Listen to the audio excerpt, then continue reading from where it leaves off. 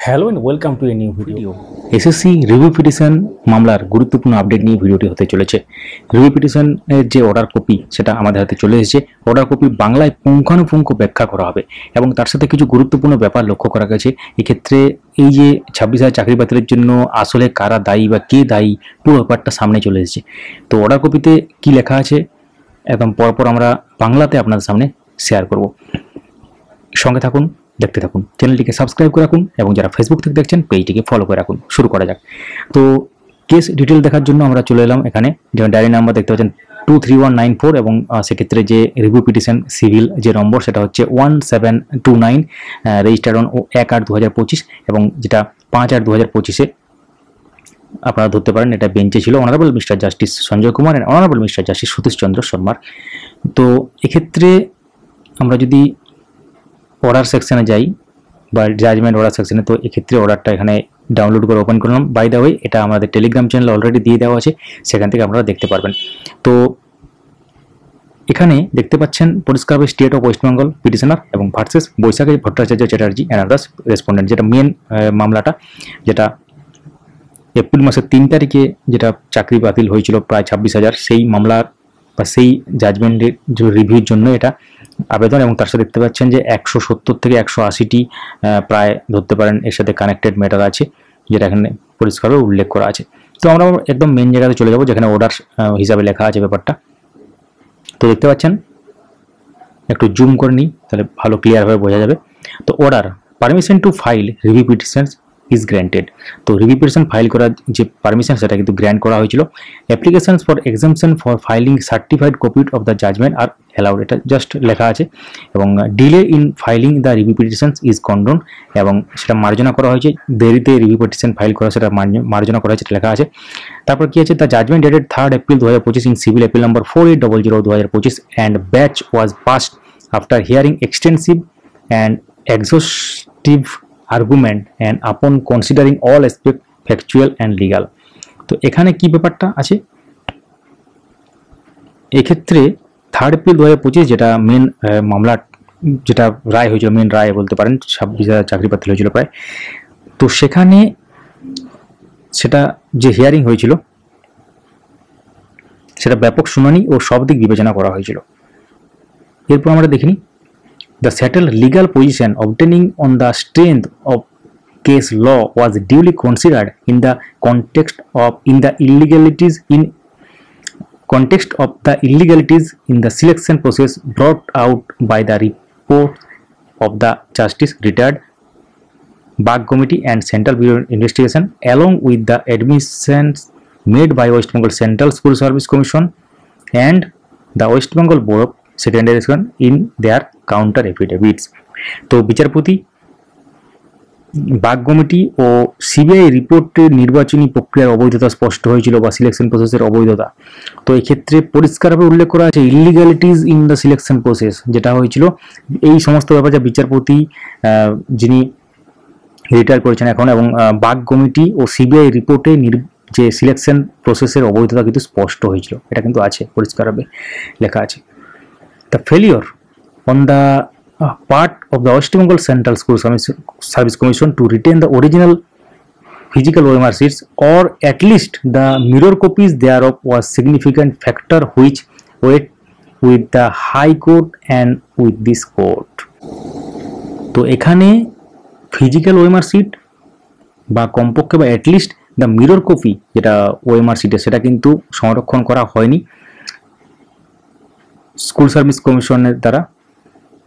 সেই জন্য এক্ষেত্রে এটা কিন্তু তাদের সংরক্ষণ না করা ছিল একটি গুরুতর ত্রুটি, significant error. Further it was noted that the cover up of lapses and illegalities by the authorities made verification and ascertainment more difficult, leading to the inevitable conviction that the entire selection process was compromised owing to such illegalities. কর্তৃপক্ষ বেআইনি কাজ আড়াল করার চেষ্টা করেছিল, ফলে যাচাই আরও কঠিন হয়ে যায়। অর্থাৎ এক্ষেত্রে কর্তৃপক্ষ মানে বুঝতেই পারছেন কাদেরকে বলা হচ্ছে, অথরিটিজ মেড, এক্ষেত্রে ইলিগাল। এখানে কি আছে একটু আমরা আরেকবার দেখে নিই। Cover up of lapses and illegalities, যেটা হচ্ছে আড়াল করার চেষ্টা, বেআইনি কাজটা আড়াল করার চেষ্টা করা হয়েছিল, ফলে যাচাই প্রক্রিয়া আরও কিন্তু কঠিন হয়ে যায়। The entire selection therefore had to be invalidated to maintain the sanctity of the process of selection। অর্থাৎ সিলেকশন প্রক্রিয়ার পবিত্রতা সুরক্ষার জন্য পুরো নিয়োগ প্রক্রিয়া বাতিল করা হয়, which should be pristine and free of all such infirmities। However, the interest of the appointed candidates who were untainted were sought to be protected to the greatest extent possible, as is evident from the concluding paragraphs of the judgment। নির্দোষ প্রার্থীদের স্বার্থ যতটা সম্ভব রক্ষা করার চেষ্টা করা হয়েছিল।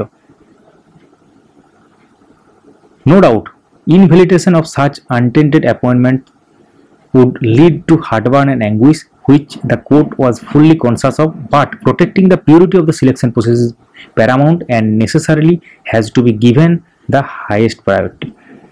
তো এক্ষেত্রে নির্দোষ প্রার্থীরা ক্ষতিগ্রস্ত হলেও সিলেকশন প্রসেসের স্বচ্ছতা রক্ষা করা বেশি গুরুত্বপূর্ণ ছিল, এটা কিন্তু বলা হচ্ছে। অর্থাৎ একটা ব্রডার এক্সপেক্টে যদি ভাবা হয় যে সিলেকশন প্রসেসের যে স্বচ্ছতা, নির্বাচন প্রক্রিয়ার যে স্বচ্ছতা, সেটা রক্ষা করা বেশি গুরুত্বপূর্ণ এই নির্দোষ প্রার্থীরা ক্ষতিগ্রস্ত হওয়ার থেকেও, এটা কিন্তু সহজভাবে বলা হয়। তো last but not the least, the adverse remarks made against authorities concerned who were wholly and solely responsible for this entire imbroglio। তো এক্ষেত্রে কর্তৃপক্ষের বিরুদ্ধে কঠোর মন্তব্য যথার্থ ছিল, কারণ তারাই এই বিপর্যয়ের জন্য দায়ী। তো remarks made against the authorities, কর্তৃপক্ষের বিরুদ্ধে কঠোর যে মন্তব্য সেটা যথার্থ ছিল, কারণ তারাই এই বিপর্যয়ের জন্য দায়ী। Who are wholly and solely responsible, পরিষ্কারভাবে উল্লেখ করা আছে। এখানে লেখা দেখতে পাচ্ছেন অথরিটিজ কনসার্ন এবং responsible for the entire imbroglio adversely affecting the lives of thousand of candidates untainted and tainted were fully warranted and justified।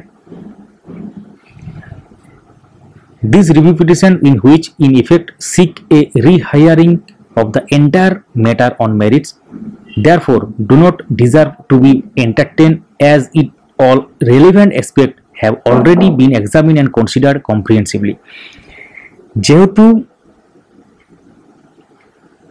এই ব্যাপারটা হচ্ছে কি, এই রিভিউ পিটিশনগুলো আসলে মামলার পুনর্শুনানির দাবি, এবং তার সাথে যেহেতু সব দিক ইতিমধ্যে খতিয়ে দেখা হয়েছে, তাই এই আবেদন গ্রহণযোগ্য নয়। তারপর কি আছে একটু দেখে নিই আমরা। The applications for listing the review petitions in open court are accordingly rejected. Open কোর্টে শুনানির আবেদন বাতিল করা হয়েছে, যেহেতু চেম্বার হিয়ারিং এর ব্যাপারটা হয়েছে, তারপর ওপেন কোর্টে যায়নি, ওপেন কোর্টে যে হিয়ারিং সেটা বাতিল করেছে। The review petitions are dismissed, review petition খারিজ করা হলো। আদার ইন্টারলেগেটেড অ্যাপ্লিকেশন বা আইএ যে ফাইলগুলো আছে, if any shall also stand disposed of. Others যে আইএ ফাইল সেগুলো কিন্তু নিষ্পত্তি করা হলো। তো এক্ষেত্রে পরিষ্কারভাবে উল্লেখ করা আছে, এটা ডেট হচ্ছে আগস্ট 5, 2025। এটা আজকেই ওয়েবসাইটে আপলোড হয়েছে। আমরা আগের ভিডিওতে বলেছিলাম যেহেতু অনেক লেন্দি প্রসেস, আজকে সকালের দিকে যে আপডেটটা পাওয়া গেছিলো যে আইনজীবী তিনি জানতে চেয়েছিলেন যে এটার কি ব্যাপার, তখন বলা হয়েছে এটা অলরেডি দিয়ে দেওয়া হয়েছে। এবং তারপর যে অর্ডার কপি কেন আসেনি সেটা যখন প্রশ্ন করা, তখন বলেছিল অনেকগুলো অনলাইনে আসতে একটু লেট হবে, যেহেতু অনেকগুলো আছে কানেক্টেড ম্যাটার, এই সমস্ত ব্যাপার বলা হয়। এবং সেই মোতাবেক কিন্তু আজকে একটু আগে বা কিছু ঘন্টা আগে এটা কিন্তু চলে আসে, এবং সেটা কিন্তু আপনারা জানতে পারলেন। তো বাংলাতে ব্যাখ্যা করা হলো। কোনো প্রশ্ন থাকলে কমেন্ট করুন, ভিডিওটি লাইক করুন, সবার সাথে শেয়ার করুন, এবং এটা নিয়ে কোনো মন্তব্য করতে চাইলে সেটাও কিন্তু লিখতে পারেন। Thank you so much for watching.